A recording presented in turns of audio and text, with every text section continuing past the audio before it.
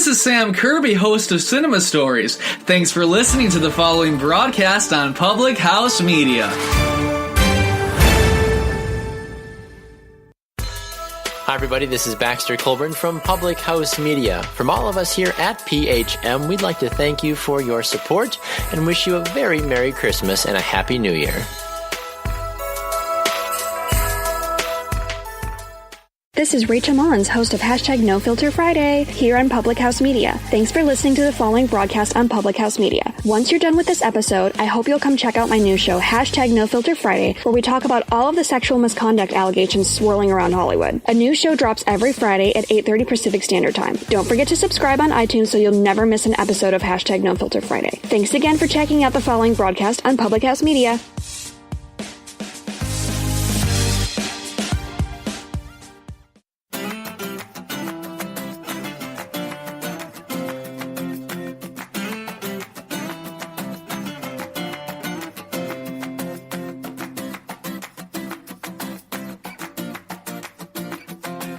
I honestly don't have my coffee with me today. I'm going to show you. I don't have coffee right now. Like I said, I'm in the parking lot of a restaurant about to go out and eat with some coworkers. I am in Orlando, Florida right now working the Under Armour All-American game. If you have a chance, check it out on January 4th on ESPN2, I believe, and catch the next best thing in college football. You know, we got the best all-star players coming in for a big all-star game in high school football, and then they're all going to go and do their college football thing at some of the greatest schools in the country. So that's what I'm in Orlando doing. What Katie and I were going to talk about were New Year's Eve traditions that we have, and I'm going to try to add Katie one more time, see if it works. And if not, we're just going to keep going. But we were talking about New Year's Eve traditions that we have. Hi, can you hear me? I can't hear you. We're talking about New Year's Eve traditions that we do. And something that, you know, being a big college football fan that me and my family always did was we bring a couple TVs into the living room and we would turn them on to, you know, CBS, Fox, and ABC and NBC, and we would watch all the bowl games that way. That was before my parents even had cable TV and, you know, picture-in-picture and everything like that. I'm not that old. We just didn't have all that technology at the time. So we would bring like two other TVs into the living room. We would, you know, get, you know, a nice cheese platter and sausage out there and everything, and that's how we would watch college football that day. It was all about college football on New Year's. New Year's Eve, I'm not, you know, a huge partier, so I didn't go out and, you know, tear it up with a lot of other people, especially not when I was younger, obviously, but even, you know, older. You know, I definitely enjoyed my adult beverages here and there, but never really went crazy on New Year's Eve other than a couple times. So, you know, New Year's and then New Year's Day have always been pretty laid back because I've always been all about watching the football anyway. So that's the tradition that I've had. Katie and her parents, I think quite similar, laid-back atmosphere. You know, not a big football family on her side, but you know, they did their thing. You know, probably like, you know, fake champagne and things like that. I wish Katie could. Yeah, so I'm gonna try to bring Katie on camera one more time, but it's probably not gonna work. But so it's kind of just a one guy talking to camera this time because we're not able to hear Katie. But, you know, I shared my New Year's. Hello? Can you hear me? Oh, my gosh. We got Katie. Katie, hi. Hi. We got Katie. So there's a little bit of a back and forth. Katie, I just shared with them what my New Year's traditions were, watching football with my family and bringing the different TVs to the living room.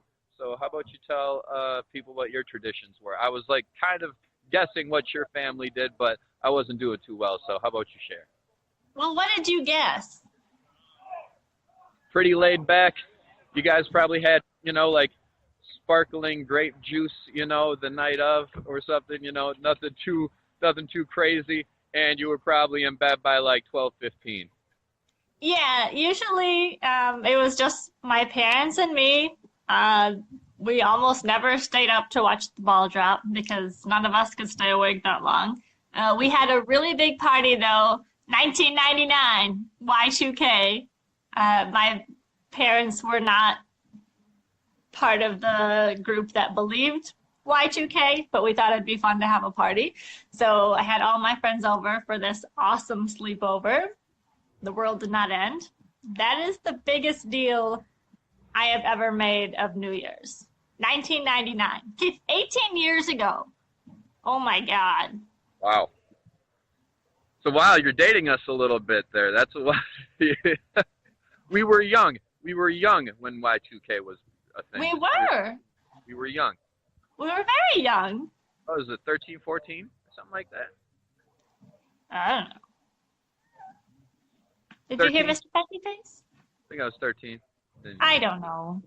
Anyway, so I shared my thing. I let them know that I'm in Orlando, what I'm doing in Orlando for the Under Armour All-American game. Check it out, January 4th, ESPN.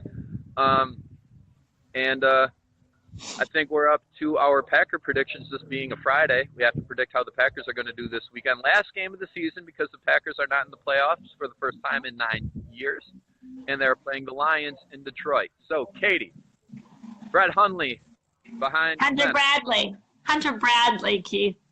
How's he going to do? Mr. Sam Donis, thanks for watching, man. He's not going to do well. The Packers are not going to do well. No. I'm going to take the Lions. I'm going to say 26-7. 26-7. I'm going to pick the Packers. Really? 21-20 Green Bay. 21-20 Green Bay. Let me write this down. 26-7 Lions. And you have what? 21-20 Green Bay because it's the Lions in Detroit, and the Lions will find a way to blow it. All right. That sounds right. All right. Okay.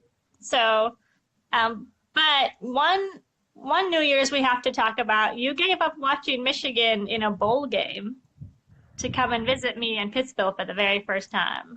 I did. I did. I grew up. That's a great memory. Yeah, I grew up a Michigan fan.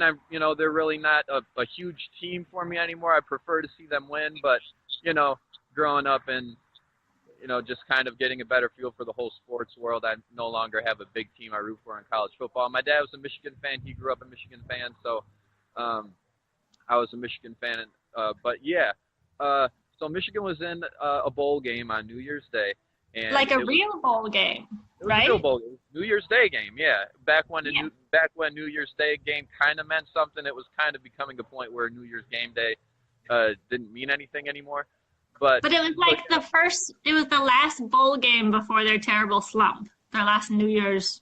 Right. bowl. It was Lloyd Carr's last game. The only team to ever beat Tim Tebow in a bowl game, actually, I think. Tim Tebow! I like Tim Tebow. So I drove to Pittsville to see you for the first time, my first time ever in Pittsville, and I foregoed watching any football that day because I had to go to Pittsville and see my new girlfriend and meet her parents for the first time. So I'm like, her dad's like, "Oh, do you watch football a lot on New Year's Day?" I'm like, "Well, yeah, but it's not a huge deal." But watching football on New Year's Day was a big deal for me, obviously. So I did all that for the girlfriend that I was only with for a couple months at that point, but I guess it paid off. Yeah. Billy, question: when will we be featured on the show again? Whenever we're back at your apartment, Billy. Or, Billy, we've been to your place twice now. It's probably time for you to come visit us. So yeah, whenever you decide to come to Chicago to visit us. We're in Chicago, and we have to go to Indiana to see you? Come on, Billy. What? I'm calling you out, man. No way. When you can make it here, Billy. All right. We'll do that.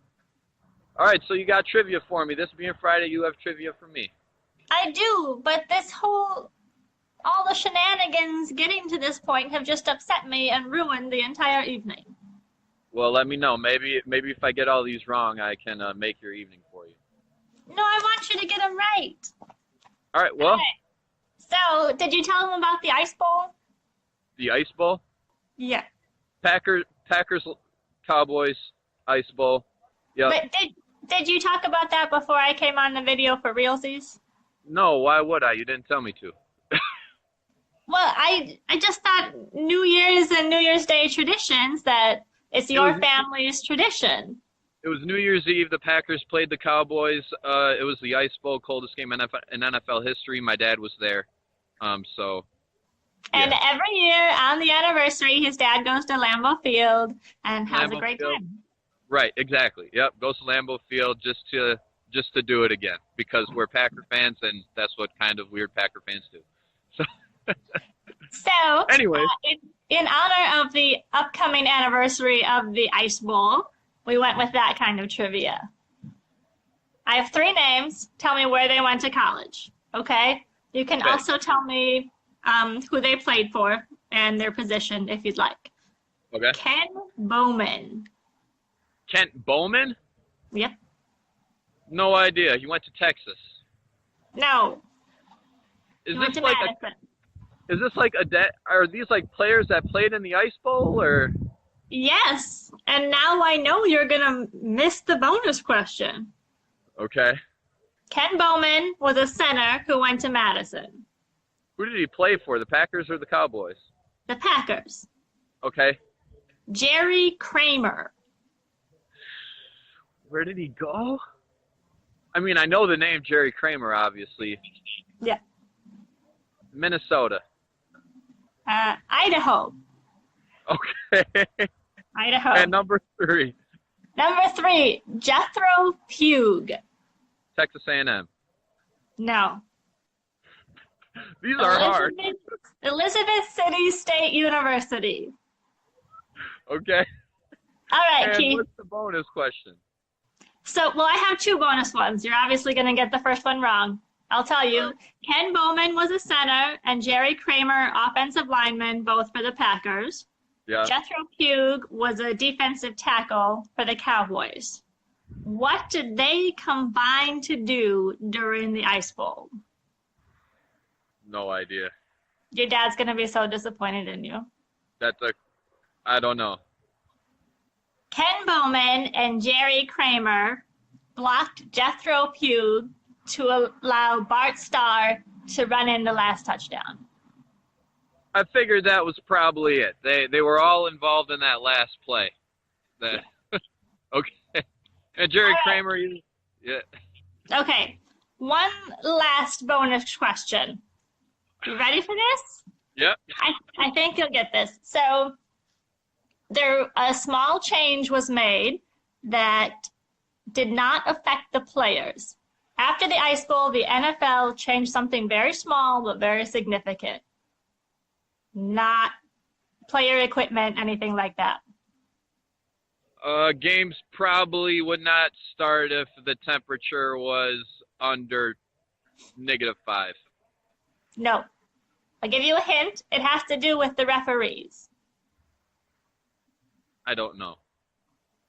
They used plastic whistles. They started using plastic whistles after the Ice Bowl because referee Norm Schechter had his lips frozen off on the first whistle of the game. So they used hand motions.